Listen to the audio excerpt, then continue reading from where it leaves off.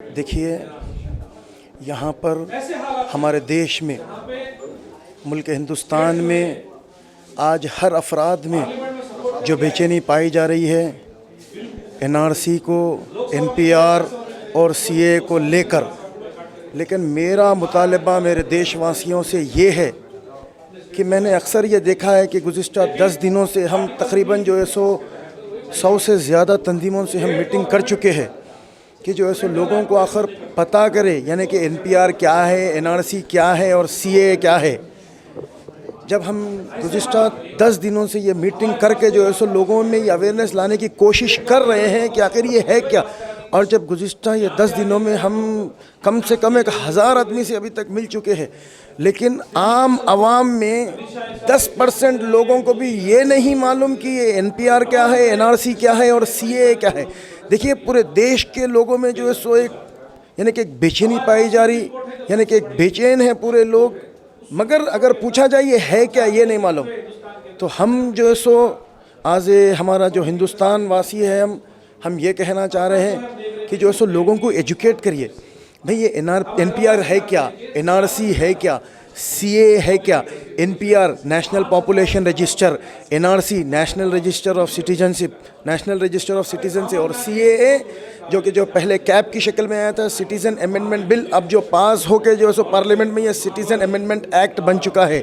देखिए, पहले मेरी गुजारिश हमारे देशवासियों से ये है, ये जो बिल सीए आया है, हम ये नहीं कहेंगे कि ये किसी मुसलमान के ख़िलाफ़ है, किसी हिंदू के ख़िलाफ़ है। देखिए, हम देशवासी हैं, हिंदुस्तानी हैं।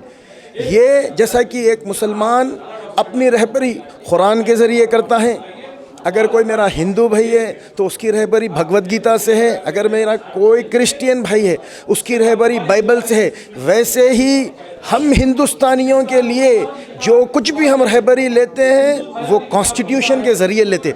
आज हम जो हिंदुस्तानी हैं, हमारा जो दस्तूर है, जो आइन है, जिसको हम कॉन्स्टिट्यूशन कहते, उसके अंदर एक set of rules and regulations है।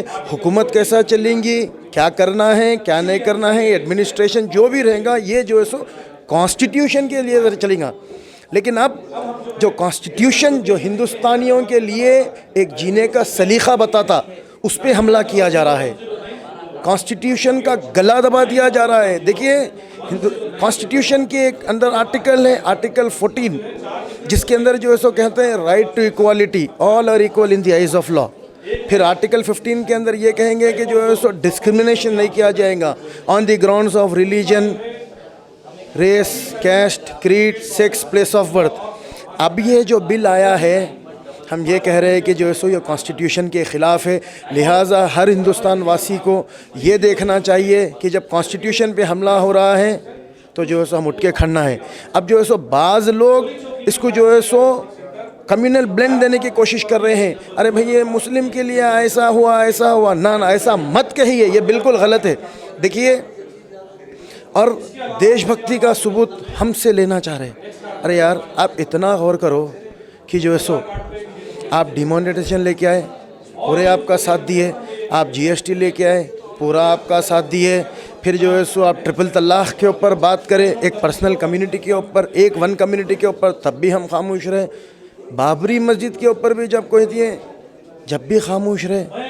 जब तक आप हम पे हमला करें, हम खामोश रहे। इससे बड़ी देशभक्ति हम और क्या देना चाहिए।